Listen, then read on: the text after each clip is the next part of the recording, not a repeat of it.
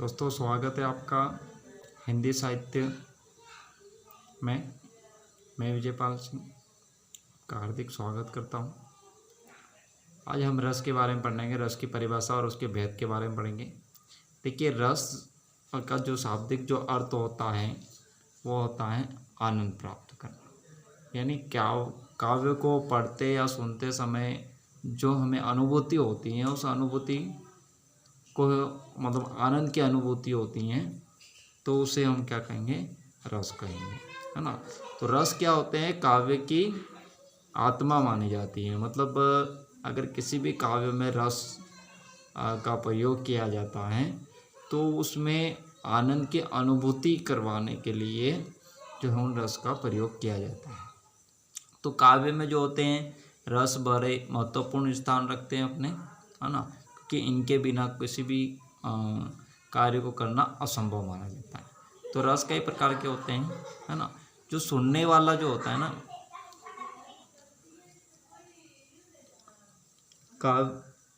कारक कविता का जो टेप्टन जो होता है, मतलब श्रवण करना, यानी सुनने वाला जो होता है वो उसे अभिनय के रूप में अगर उसे देखना चाहें देखें तो उसे आनंद की प्राप्ति हो, इसलिए रस का प्रयोग किया जा सकता है काव्य में। वैसे अगर हम देखें तो रस की जो परिभाषा हैं सभी ने अलग अलग दी हैं, है ना। भरत मुनि द्वारा रस की परिभाषा अलग है।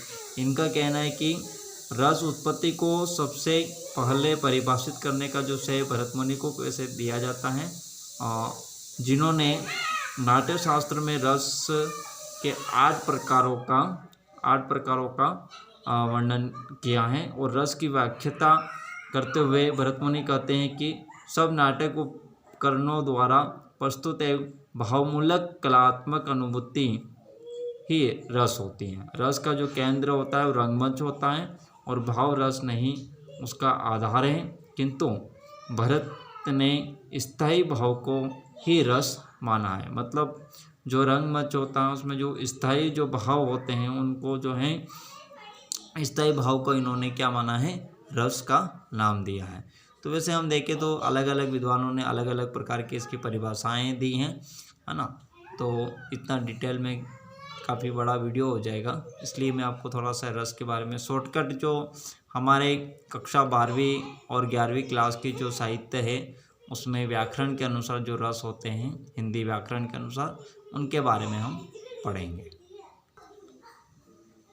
देखिए, हिंदी व्याकरण के अनुसार जो रस होते हैं वो 4 अंग है उसके, या 4 भागों में उसको बांटा गया है। जैसे विभाव होता है, अनुभाव होता है, संचारी भाव होता है और स्थायी भाव होता है।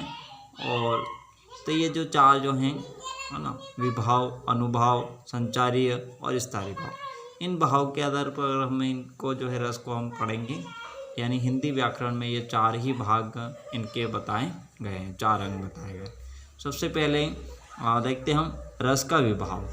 जो व्यक्ति पदार्थ अन्य व्यक्ति के हृदय के भाव को जगाते हैं उन्हें विभाव कहते हैं। देखिए, विभाव किसे कहते हैं?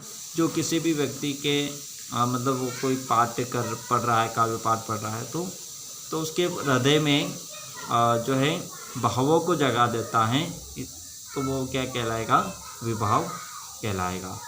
जैसे आश्रय से रस प्रकट होता है और यही कारण निमित्त अथवा हेतु कहलाते हैं, है ना। विशेष रूप से भावों को प्रकट करने वाले को विभाव रस कहते हैं, है ना। जो भाव को प्रकट, देखिए बात अलग वही है ना, परिभाषा यहाँ थोड़ी सी चेंज है, लेकिन बात वही है जो पहले पंक्ति में कही गई है कि हृदय के अंदर जो भाव को प्रकट कर दे वही क्या कहलाएगा? हमारा विभाव कहलाएगा, है ना। तो इसको ज़्यादा डिटेल से जानने की ज़रूरत नहीं है, आप केवल इतना याद रख दें कि जो विभाव जो रस होता है ना, रस का जो विभाव होता है उसको क्या कहेंगे, किसे कहेंगे? तो हम याद रखेंगे कि हृदय के भाव को जागृत कर देने वाला या प्रकट कर देने वाला ही विभाव रस कहलाता है। विभाव रस 2 प्रकार का होता है, आलम्बित विभाव होता है और उद्दीपन विभाव होता है। तो सबसे पहले हम देख लेते हैं आलम्बित विभाव। जिनका आलंबन या सहारा पाकर स्थायी भाव जागते हैं आलंबित विभाव कहलाता है। जैसे नायक नायिका आलम विभाव के दो पक्ष होते हैं। देखिए, कोई नायक या नायिका के उनकी भूमिकाओं के बारे में अगर हम बताया जाता है, हमें दृश्य दिखाया जाता है, तो वो जो है आलंबित विभाव कहलाएगा।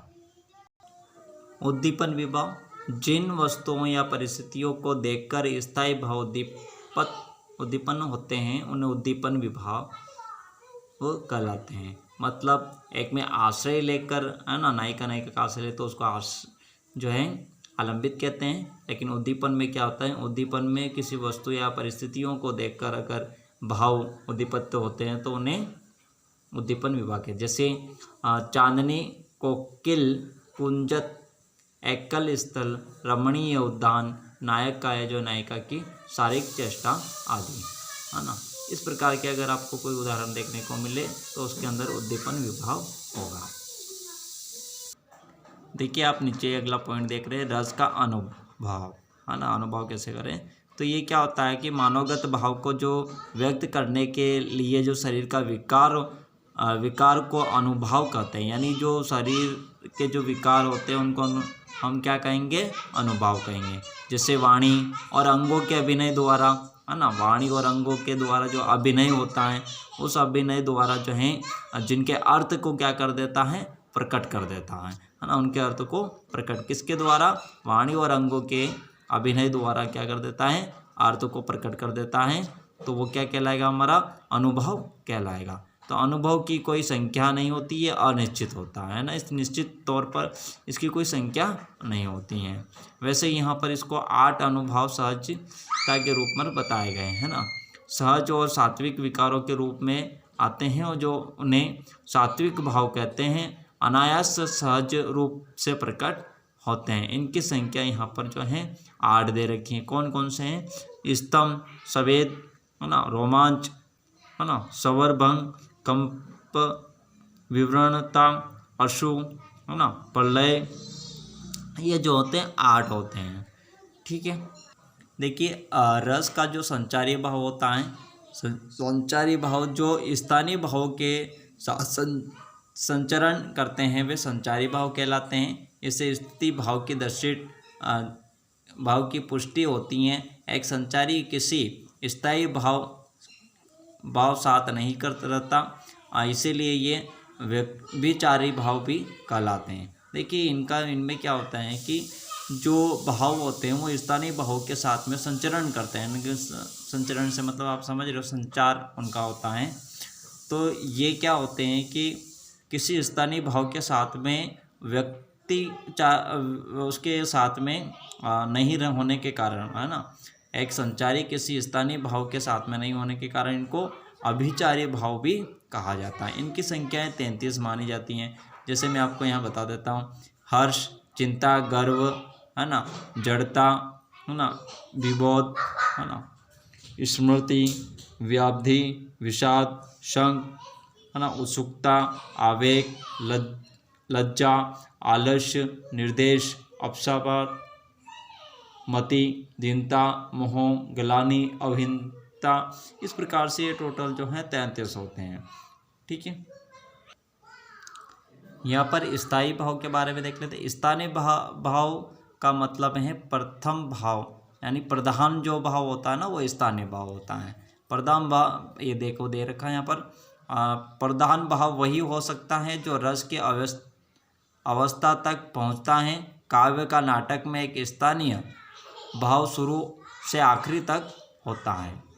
देखिए, किसी भी नाटक और के अंदर जो है, काव्य के अंदर जो भाव होते हैं वो शुरू से लगाकर जो है आखिरी तक होते हैं, है ना। इनको स्थानीय भाव की संख्या यहाँ पर जो है 9 होती हैं। और स्थानीय भाव के जो रस का जो आकार होता है ना, रस का क्या होता है, ये आकार होता है।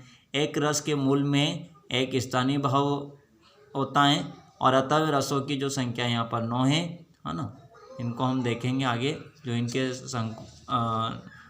हम यहाँ पर जो है एक चीज़ और देख लें हम इसके अंदर, जो भावों के वात्सल्य और भगतवद जो विषय जो रति होती हैं, तो रति को स्थानीय भाव की मान्यता दी गई है ना। जो रति होती है इनके अंदर उनको स्थानीय मान्यता दी गई है ना, स्थानीय भाव की मान्यता दी गई है।